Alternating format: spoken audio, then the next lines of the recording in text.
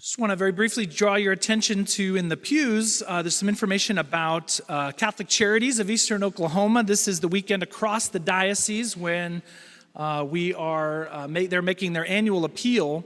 And just to give you a little update of what's happening, 3 years ago, we started here in Stillwater a beautiful partnership with Catholic Charities of Eastern Oklahoma. So we're kind of a satellite office and really doing some amazing things. We started small, beginning with offering GED classes, so high school equivalency. Someone who hadn't finished high school, give them that opportunity both in English and in Spanish. That has been going really well, continues to go well. Then the next year we added English as a second language classes. So there's a lot of need for that in our community. A lot of international students, folks from other countries wanting to learn English, providing that for them. And then just recently, we started offering counseling for those who need it in Spanish. It's a real need in our community, and so we were able to meet that need. And then most recently, just in the last month or so, we are preparing to help and to resettle about 40 families who are coming to Stillwater from the country of Afghanistan. 1,800 families are coming to the state of Oklahoma. 800 of those to the Diocese of Tulsa, and 40 of those families will be coming here to Stillwater. We expect the first families to arrive around November 1st. There'll be 2 or 3 to start, and then several more as the weeks go on. So that's the work of Catholic Charities here in Stillwater. It's wonderful, but it takes a budget. The great thing about our deal with the Tulsa office is that everything that's raised in Stillwater stays in Stillwater.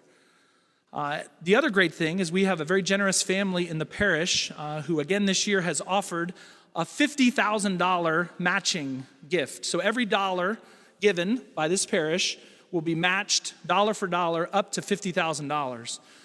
So we got a lot of opportunity. So those envelopes that are in your pews, some of you got a mailing from Catholic Charities, and you can also give online. You can give that your attention when you have the time and the opportunity. And if you have questions, of course, you can see us after Mass. But thank you for your generosity in advance. During this kind of time of COVID, there's been a lot written about loneliness. Many of you experienced that, especially when we were in kind of high lockdown, when everybody was staying home, when people were really isolated. And again, I know that's still happening in many places. But the sense of loneliness is really being documented by researchers, and what they're finding is it's really becoming one of the great negative effects of COVID. Certainly the illness and death and all of that, but many people have kind of been stuck at home. Loneliness has set in, and it's become a real epidemic. Well, loneliness is the subject of the first reading today, Genesis chapter 2, the very early chapters of the scriptures. And God says in Genesis 2 that man was not meant to be alone. There's a basic message there that we're made for each other. We were made for community. We need each other.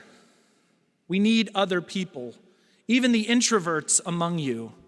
I know you don't like other people, but you need other people, right? We need each other. We were not made to be alone. And so that's lived out certainly in marriage and family, but it's also lived out in the course of a parish, in a community of people from all over the world, people of different ages, of different backgrounds. But here we are, and we come together to pray and to worship God. We were not meant to be alone. But then the gospel draws us towards specifically the sacrament of marriage. We are shown that marriage is a great gift, and I hope that we are able to see it that way. We're told that strong marriages are what are needed in the world. And I love the phrase that Adam uses in Genesis chapter 2.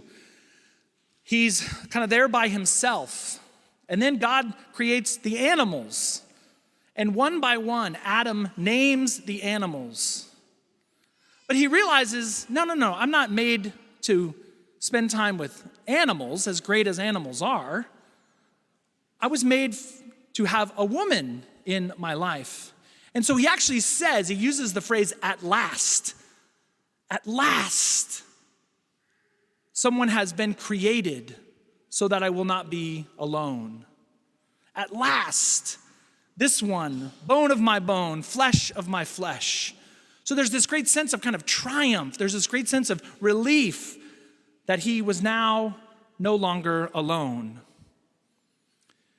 There's a beautiful spirit in that. A beautiful sense that what Adam was longing for in the depths of his heart was that companionship that comes in marriage. One of the great questions I get as a priest is, what do you know about marriage? You celibate man, you've never been married.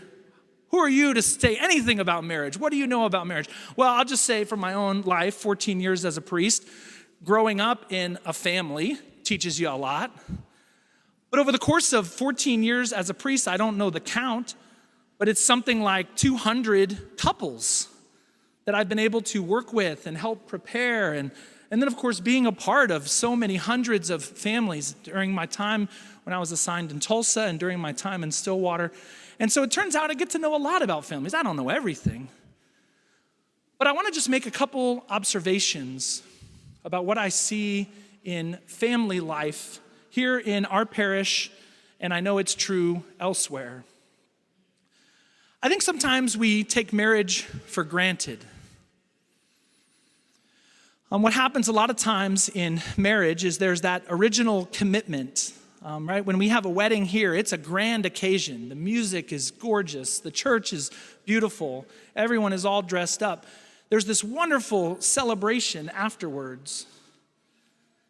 And then I hope for all of these couples that the love that they have on their wedding day has not peaked. I heard somebody say once, and I hope they were kidding, but I don't think they were. Yeah, your wedding day is great, and then it's all downhill. Okay, not good, right? Not the attitude we want to have, but rather that husband and wife from the day of their wedding now have this opportunity to grow together. Now, does it get more difficult? Yeah, it does.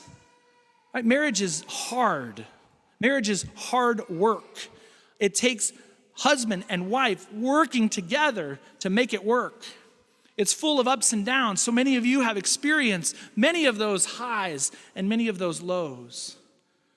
With marriage often comes the great gift of children, right? What an amazing blessing. Our parish is filled with children. What a wonderful gift. Children of all ages. Just in the last, 10 days, I think we've had 5 babies born in the parish. What an amazing gift for these couples. What an amazing gift for our parish. But we also know that kids are tough. Trying to raise children, to raise them in the faith, can be difficult, can be challenging, especially in our modern world. So with every great benefit of marriage, there also comes a possible sacrifice, a possible cross. But one of the things I think is that we're kind of taking marriage for granted. We just sort of assume that you can sort of have your marriage and just sort of be on cruise control. But it's not meant to be that way. From Adam and Eve, all the way through Joseph and Mary, all the way to your marriage and the marriages in your life, it takes work. It takes constant attention. It takes vigilance. The other thing I see, in addition to taking marriage for granted, and I'm guilty of this more just as much as the next person, but we have a busyness problem. What I see in so many families and so many couples is that activity has taken over family life. Now, I'm not going to argue with any of the activities, sports and band and school and even church activities, right? All of them on the surface are good. The many ways in which so many of our children are involved in the community, what a great gift. It's those activities that teach them a lot of life lessons that maybe can't be taught or won't be taught in the family. So we don't want to give that all up. Don't want to say, quit school, quit the team, quit the band, and just stay at home with your parents all day. No. But I do think we have a busyness problem. And that is that activities, I think in many families, have come to dominate life. So much so that there's not time for each other. There's not time for an evening meal. There's not time for that conversation that needs to happen. And in some cases, there's not even time for Sunday Mass. And so this isn't an indictment. This isn't your priest sort of yelling at you. This is rather an encouragement that the life of the family, John Paul II says, the life of the family is the cell of the church. The domestic church that each of us has in our homes, and especially those who are married and with children, the domestic church is meant to be foundational of a parish, foundational of a life well lived. And so we need really strong families. And so as a parish, we want to do what we can to support. We want to be of help when trouble comes. We want to be of help when good times come. But we have a busyness problem. I just experienced this just over the past week. I was kind of going from one meeting to the next, and somebody had come into our office, and I kind of just zipped right past them. I was here, and I was running a few minutes late, and I didn't even look up.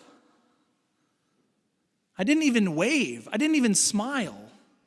I saw them, but in my head, getting to that next meeting, being busy, getting to that next thing was somehow more important than this beautiful soul that just walked into the office. So I'm guilty of it as well. But we have a busyness problem. And I think that's not the way that God intended families to be. So I just want to challenge you, whether it's a personal thing or whether it's in your family, what might be ways that, dare I say, we can pull back? What might be ways in which we can do less? But do less for the sake of something else, for the sake of more time together, for the sake of time for that conversation, time for that vacation, time for that date that maybe mom and dad haven't had in a long time. One of the great gifts, maybe perhaps the greatest gift that a husband and wife can give to their children is a beautiful and strong marriage. But busyness has kind of taken over our lives in many cases.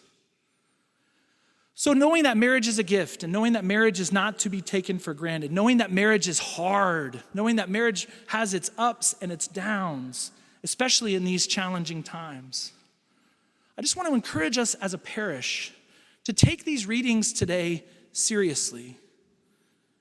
We were not meant to be alone. Adam says, "At last, bone of my bone, flesh of my flesh." So wherever you are in life, whatever your particular vocation at this time and at this place, married or not, let's make it all of our duties to strengthen the marriages in our lives. If you are married, taking the time to talk to your spouse, taking the time to take that extra step to strengthen the bonds of marriage. For you kids, are you doing what you can to help your mom and dad have a good and happy marriage? Or are you guys kind of getting in the way? Are you guys kind of acting up, making it a little more difficult for mom and dad to have some time together? For all of us, we have an opportunity, strengthened by the Lord Jesus, strengthened by the Eucharist, inspired by these readings. May each of us see marriage as a great gift. May we pray that marriages in our parish be strengthened. May we do all we can in our own marriages and in the marriages of others, so that all those called to the married life would find in their spouse their path to heaven.